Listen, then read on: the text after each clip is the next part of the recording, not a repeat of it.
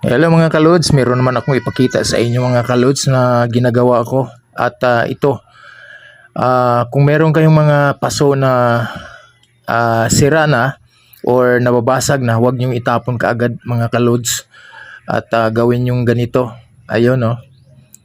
Ayan, ganyan ang ginagawa ko sa mga paso na nabasag. Nilagyan ko ng mga tanim o halaman at ayun, gumanda naman. So ayan mga kalods, ganyan no. Ito'y basag na talaga at nilagyan ko lang ng kunting malalagyan ng lupa at nilagay ko ang cuttings ng isang ficus bonsai ko at ito na mga kalods, makikita nyo. Ayan no.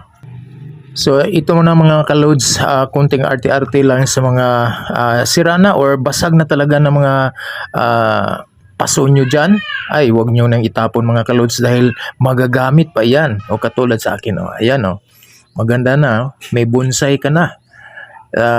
Kahit basag na yung paso, pero pag nilagyan mo ito ng isang tanim or halaman, pwede na. At yun, makikita mo agad ang resulta. Maganda talaga. Ayan oh. So lagyan mo lang ng kunting lupa dyan at ayun, maganda na. Meron ka ng bonsai, ficus bonsai or baliti.